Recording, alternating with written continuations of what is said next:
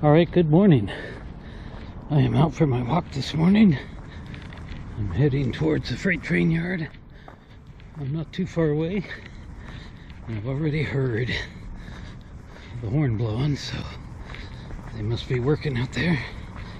Kind of between rainstorms again this morning. And thought I wanted to get out and do my walk. Get my 1.5 miles in one way, which brings me to where the trains are here, and then another 1.5 miles to get back. So it's a good daily walk, and I certainly can use the exercise. So today is April the 5th, and April the 5th for me is a very sad memory. As you see the title, 11 years ago today, my best friend committed suicide. So I kind of wanted to share the story about that today. All right, we're just about here, and I can hear the roar of the locomotive, or locomotives. We'll see. Oh, here we are. Yep, there's one down there. I don't see any engines at the station, the depot area. It's going to be on the other side of that big red tank. So it looks like he's probably sitting on the main line, hooking up maybe. And maybe we'll get lucky and he'll come sailing all the way up here. Why, that'd be cool. Alright. It is another really cold morning.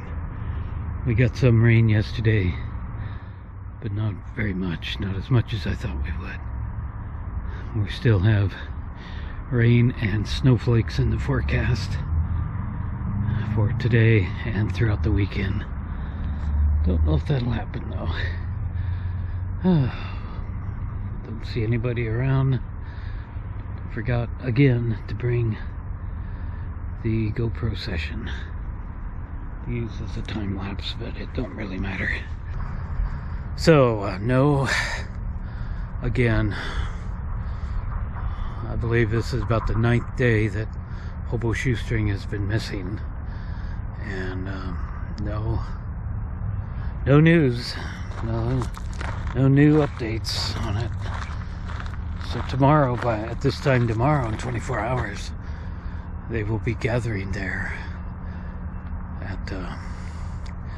at the location very near his apartment, and boy, I wish him all the luck in the world that they're going to find him and find him safe, find him alive. But as time goes on, it seems like that possibility is just going away. Sounds like he's pulling forward. We ought to hear the horn anytime if he is. You can see cars crossing in front of him. So this, in no way does this, I'm going to tell you about my friend whose name is also Mark. The fact that he committed suicide doesn't coincide with what's going on with Shoestring. I hope that Shoestring has not done anything like that. Who knows? But this is it's April 5th, and it was on April 5th 11 years ago. I was at work at my bakery job, and I got the phone call from a friend. In fact, it's the same guy that bought my pickup truck a year or so ago, named Jim, and he's been on the channel before. You've seen him once on the channel, but he'd called me. Yeah, I met Jim at the same place that I met Mark. Mark C is my friend that died in 2013. So it was 2013, April 5th. And the funny thing about it is I didn't realize it until well afterwards that April 5th was the same day that they think that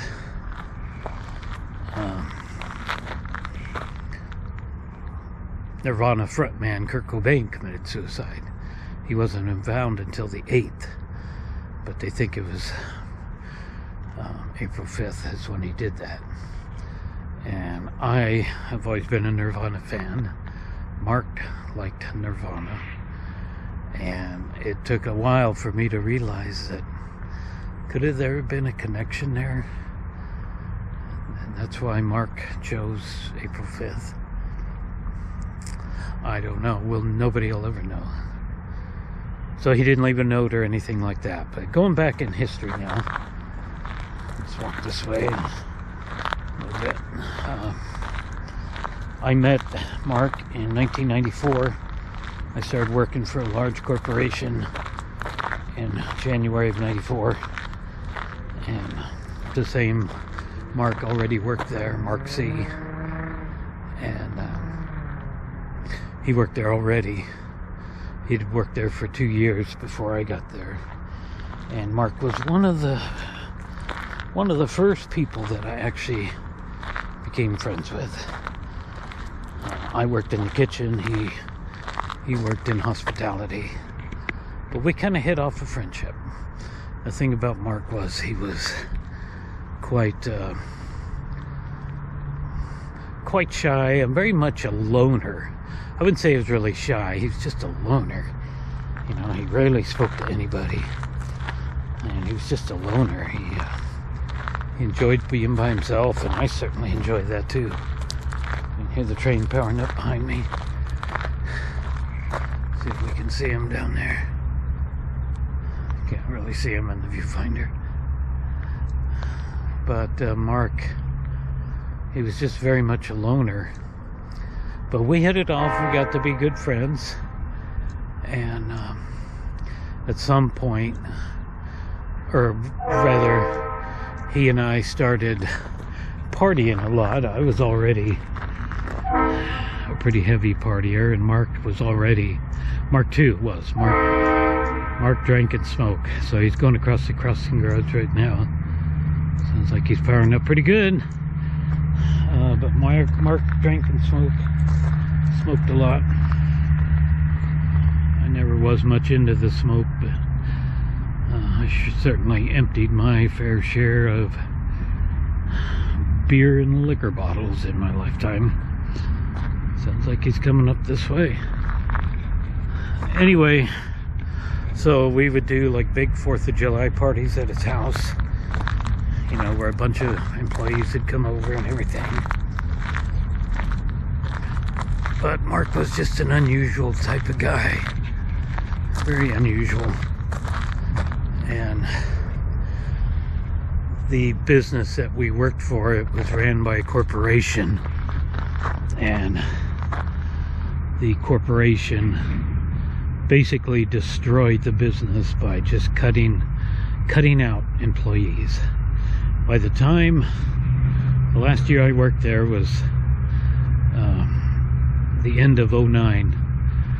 By that time, everybody was doing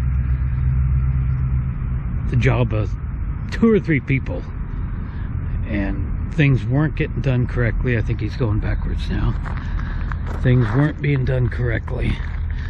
The place was no fun to work at, but the health insurance was good and the pay was good, so I hung on as long as I possibly could. And then finally the business was just in such bad shape that a whole bunch of new cuts had to happen, layoffs, and I was one of them.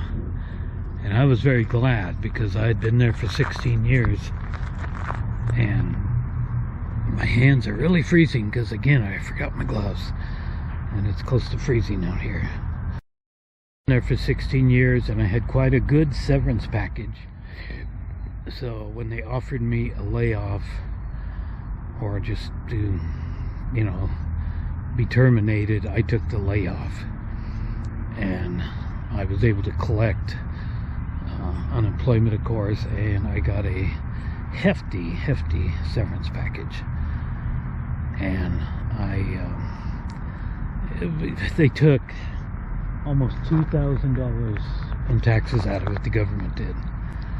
I didn't know that was going to happen. I should have known, I guess, but be that as it may, I left there and I just started having some fun for the first time in my adult life. I didn't actually have to work. I was getting unemployment. I was supposed to be looking for work. I really didn't. Very hard. And then after 3 months and 3 weeks, I had applied to the location of my last job I just applied there for a pastry chef job, and I got it, and I was really happy. It's a really busy place, and I thought, well, this is just where I'll spend the remaining years of my life, is working here, and then I'll retire. And it worked out pretty good. And I had to go through quite a bit of training to be able to do that job, because I didn't have experience as a baker, so I had to go through a bunch of training. So I never really saw Mark after that. I never saw him again after that. And I was really busy with my old job. He was still working there, but he ultimately, I was told, got fired because apparently he was working. He came to work.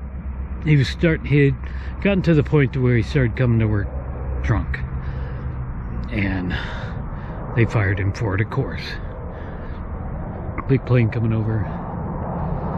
So therefore, that was probably 3 or 4 months, maybe 6 months after I left that place. So that would have been in 10, I guess. No, maybe longer. I don't know. And I was already at my new job. I didn't really have time for Mark at all. And that's a really loud plane. And I didn't have time. I never got to see him again.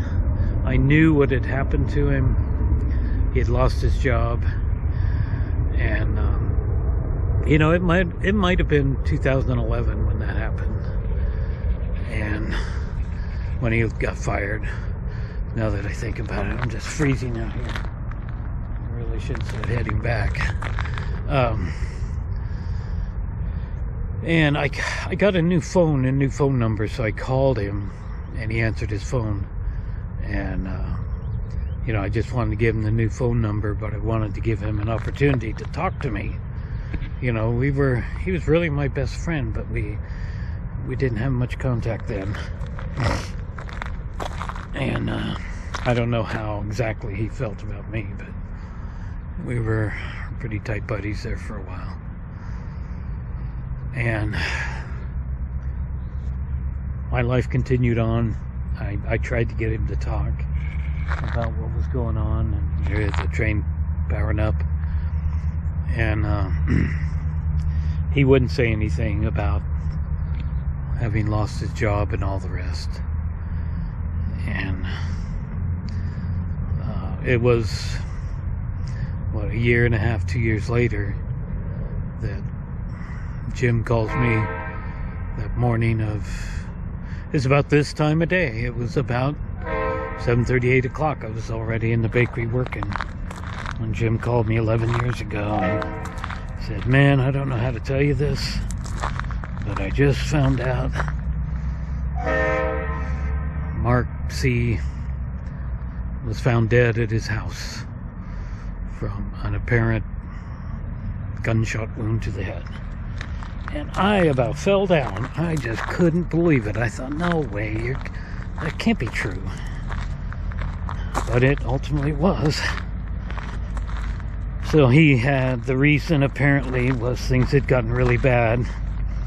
He'd started renting out rooms in his house to people because he had no job, no income. He couldn't get his unemployment or anything like that. That corporation just really screwed him, and because he was drinking on the job and he got fired.